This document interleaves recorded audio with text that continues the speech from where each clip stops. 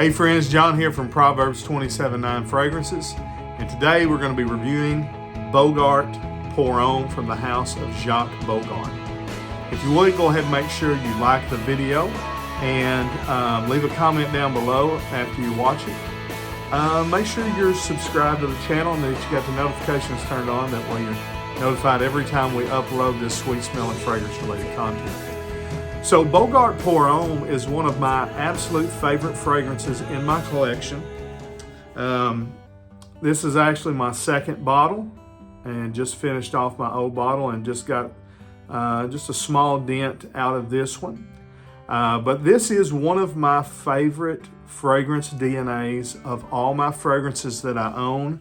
And again, it's a cheapie, so the best of both worlds. Let me give you a little bit of the marketing behind it. It's an older fragrance, Maurice Roussel perfume, and Norbert Bijouy. What the man demanded at the chip? What the man demanded at the chip, boy? As a response to allegations. Perfumed this back in 2004, so going on 20 years old, 2 decades. But not enough people know about this fragrance. I think this is one of those fragrances that probably started what a lot of other companies are just now getting on boards with, the sweet but also bassy, woodsy fragrances like Le Male Elixir, Sauvage Elixir. It even has a little bit of this rubbery kind of oudy note, like, oud for greatness, oud for glory, things of that nature. But when I first got this, I likened it to a really light version of Sauvage Elixir. Of course, it predated it by 18 years. So I think this is definitely one that, since it's so cheap, you ought to just get your nose on. It does not smell, even though it's 20 years old, it does not smell at all outdated or like a classy gentleman's fragrance.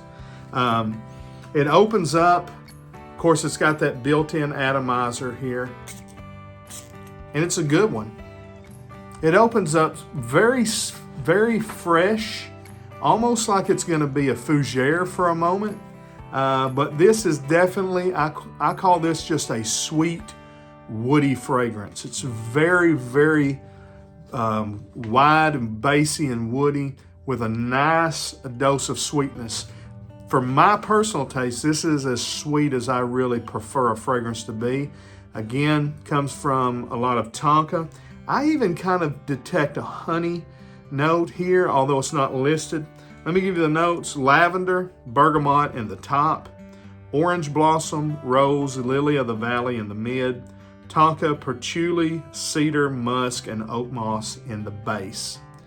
And so I think, again, it opens up fresh and sweet. It makes you think this is going to be like a kind of a fresh neo fougere Le Male type fragrance. But then, not too far into it, there's a hint of a powdery note that comes out, probably from that rose and lily of the valley. But that's very, very minute. I don't like heavily, overly powdery fragrances. Although I am getting to where I can wear them more and more, like Valentino, Uomo Intense, or anything very irisy, Dior Homme Intense. I've always liked the way they smell, just didn't prefer them on me. I'm getting where I can wear powdery fragrances even more, but this one is not a powder bomb at all. It's just a touch of powder and kind of the, kind of in the background there. And then there's a lot of really nice woods. It only lists patchouli and cedar, but it almost seems like there's some other things going on, like cashmere wood or sandalwood or Isoi Super. It seems like there's a real heavy woody base with that nice tonka top. And then loads of lavender, and that's one of the reasons why I love this fragrance. I'm a lavender fanatic. I love lavender. This one is used very modern, the way the lavender comes across. It is a sweet, herbally lavender, much like the lavender in Tom Ford Beau de Jour or Sauvage Elixir. So, again, I said it a while ago, I would say it again. This is one of my favorite fragrance DNAs of every fragrance in my collection.